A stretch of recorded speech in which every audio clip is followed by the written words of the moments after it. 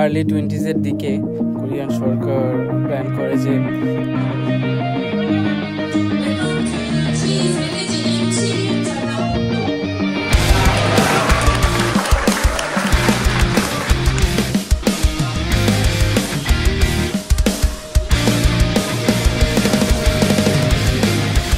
the final look of my pizza.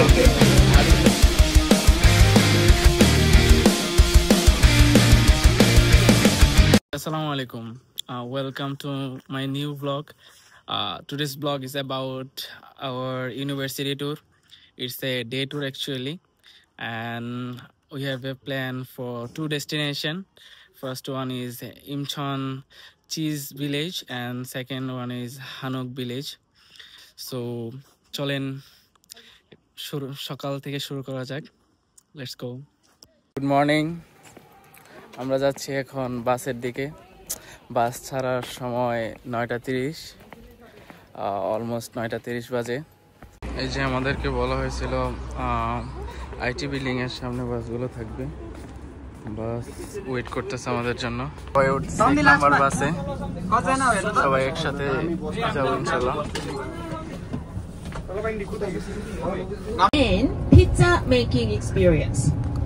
So you have chance to make not from the beginning, but from certain point you are to have an experience for the cheese making. And after cheese making for about 40 minutes, I think. After that, you are going to try to make your pizza. So we'll get one small pizza for you, one person. So one person make your lunch. That's your pizza is your lunch. And then we are going to move to the Cheonju Hanok village. Breakfast হিসেবে আমাদেরকে দিয়েছে একটা juice আর একটা sandwich. এইখানে গিয়ে আমরা ফার্স্টে cheese বানাবো, তারপর ওই চিজ দিয়ে পিৎজা বানাবো। প্রফেসর যেমনভাবে বললো।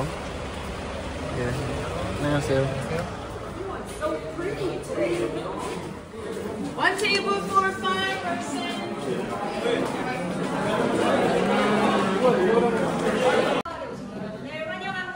Welcome to Cheese Village Imcheon 전라북도.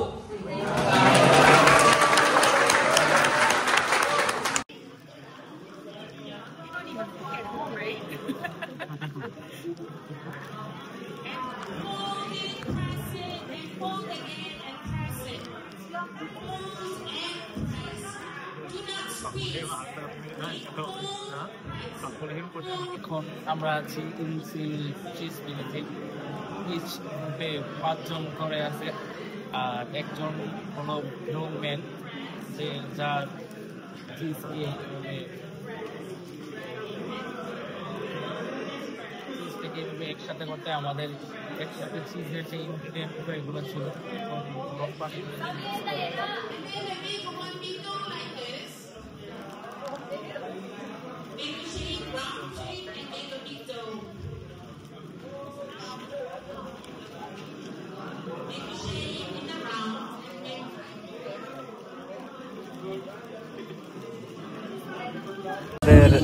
Cheese বানানো প্রায় শেষ। কাটেড করে আমরা রাখছি। এটা হলো ফুল প্লেস। এখানে 3টা ফ্যাক্টরি আছে, আর ওই পাশে যে এখানে মিল্ক কালেক্ট করা হয় ওই পাশে খামার আছে ওদের। First we need to wash up our hands. এখানে পিৎজা মেকিং এর সব ইনগ্রেডিয়েন্ট দেওয়া আছে। এই যে আমরা যে চিজ বানিয়েছিলাম ওই ফ্যাক্টরিতে, আর এখানে সব পিৎজার ইনগ্রেডিয়েন্ট দেওয়া আছে। You look at me, you can do this.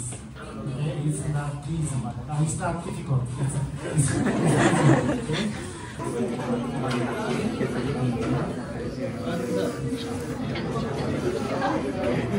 You are not anyway, you are going to eat yours.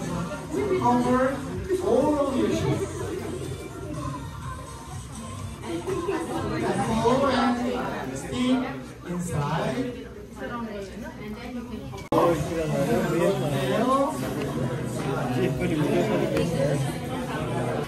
Separate from the pan. Separate. Press until your cheesy bread. Okay? You not here.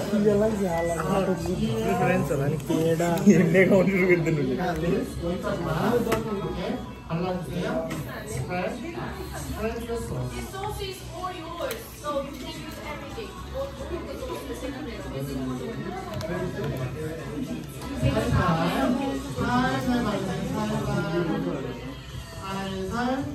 Be gentle. आज हम pizza भड़काएंगे guys चल दिया ठेके पे pizza दारू भड़काएंगे White cheese, mozzarella cheese first, onion and mushroom. Onion and mushroom. And the yellow cheese, which is the cheddar cheese. And then black olive and potato.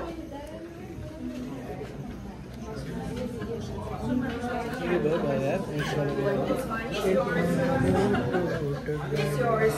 Whatever you want. Whatever you want. It's yours. It's your lunch. Make it yourself, whatever you want.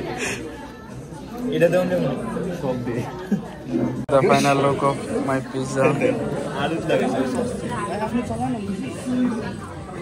একদম যা আছে সবজি pizza চলে আসছে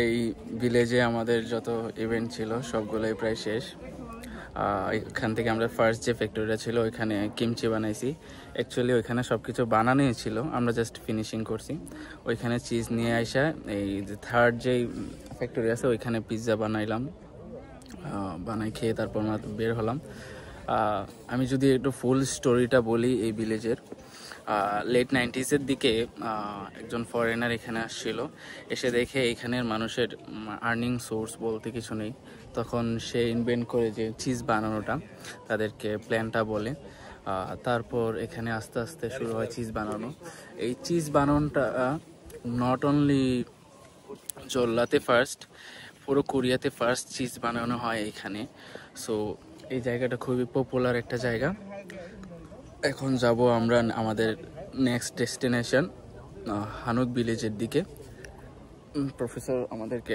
10 minutes time দিয়েছে বাসে ওঠার জন্য এখন যাব বাসের দিকে চলেন যাওয়া যাক কে দেখা হবে হানুক ভিলেজ To Hanok village.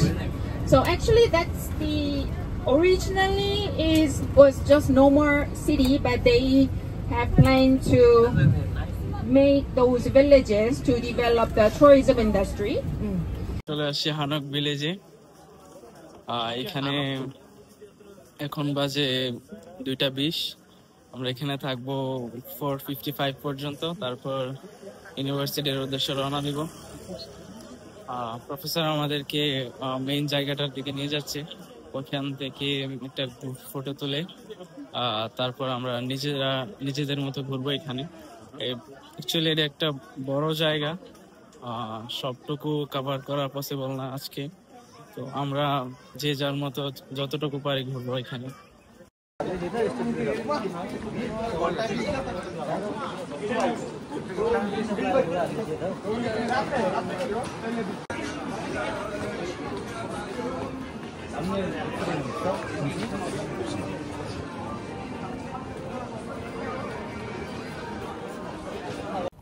এই ভিলেজটার হিস্টোরি সম্পর্কে যদি বলি আর্লি 20s দিকে কোরিয়ান সরকার প্ল্যান করে যে ওদের যে হিস্টোরিক্যাল হোম আছে ওদের মানে বাড়ির যে বিভিন্ন ডিজাইন আছে এগুলো আস্তে আস্তে ডিসঅ্যাপিয়ার হয়ে যাচ্ছে এই জন্য ওরা ভিলেজ এর মতো একটা জায়গা করবে যেখানে ওদের কালচারাল যত হোম আছে ওদের সবগুলো বিল্ড করে ওদের যেন এই ভিলেজটাকেও ভিজিট করতে আসলে পুরো কোরিয়ান কালচারটাকে পোট্রে হয়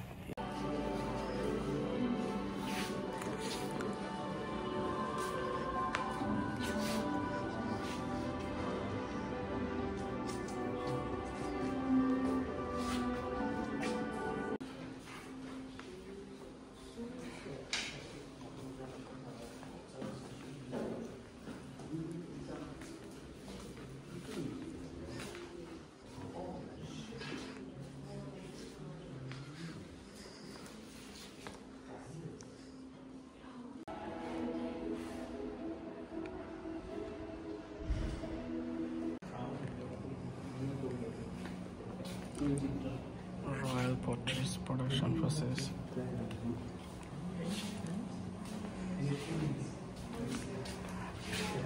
কোরিয়ানদের রিচুয়াল কস্টিউম।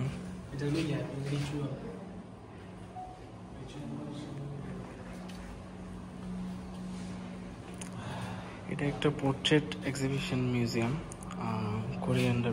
কোরিয়ানদের কিংরা যে বিভিন্ন রয়্যাল পেন্টিং করতো, এটা হলো বক্স যেটার মধ্যে দিয়ে ওরা পেন্টিং ক্যারি করতো। প্লাস এখানে পোর্ট্রেটের বিভিন্ন ইউজড জিনিসপত্র আছে যেগুলো ওরা ইউজ করে পোর্ট্রেট করতো বিভিন্ন। Black box for transportation for the royal portraits করার পর ট্রান্সপোর্টেশন ইউজ করার জন্য এইসব বক্স। আর এখানে কিছু রয়্যাল পেন্টিং আছে, এই যে এগুলো বিভিন্ন কোরিয়ানদের বিভিন্ন কিংসদের পোর্ট্রেট। কোরিয়ানদের বাড়ির ডিজাইন ডিপেন্ড করে ওদের সামাজিক অবস্থানের ওপর। যারা আপার ক্লাস তাদের জন্য বাড়ির এক ডিজাইন, আর যারা মিডল ক্লাস তাদের জন্য একরকম, আর যারা লোয়ার ক্লাস অর্থাৎ এগ্রিকালচার বেসড কাজ করে তাদের জন্য একরকম। এটা ছিল আগে, এখন তার ভেরিয়েশন নেই। এইসবগুলো পোর্ট্রে করার জন্যই এরকম একটা ভিলেজ বিল্ড করা। ওদের তো তখনকার সময়ে স্ট্রিক্ট নিয়ম ছিল, যারা আপার ক্লাস না তারা কখনো আপার ক্লাসের মতো বাড়ির ডিজাইন করতে পারবে না। আরও যত এটা ডিপেন্ড করে না, টাকার উপর ডিপেন্ড করে না, আপার ক্লাস বংশীয়গত দিক থেকে ডিপেন্ড করে। যেমন যদি আমি একটা এক্সাম্পল দেই, যারা মিডল ক্লাস তারা কখনো 100 রুমের কোনো ঘর অথবা প্যালেস বানাইতে পারবে না, সেটা বরাদ্দ শুধু কিংসদের জন্য। আপনি যতই বড়লোক অথবা টাকা পয়সার মালিক হন, আপনার 100 রুমের কোনো আপনি বাড়ি ডিজাইন করতে পারবেন না, সর্বোচ্চ 99 এটা বরাদ্দ করা ছিল। এখন অবশ্য এসব নেই, এটা ছিল ওদের যখন কিংস রুলস বেসড কান্ট্রি ছিল তখন। এখন মডার্নের দিনে এসব নেই, এখন জাস্ট এসব হিস্টোরিক্যাল ছবিগুলোকে পোর্ট্রে করার জন্য এসব ভিলেজ ক্রিয়েট করা, বাড়িগুলো ক্রিয়েট করা। আমাদের ঘোরার টাইম প্রায় শেষ, এখন যাচ্ছি বাসের দিকে। আজকের পুরো দিনটা খুবই ভালো ছিল। আবার দেখা হবে নতুন কোনো স্পেশাল দিন অথবা ইভেন্টে। সে পর্যন্ত ভালো থাকবেন। আল্লাহ হাফিজ।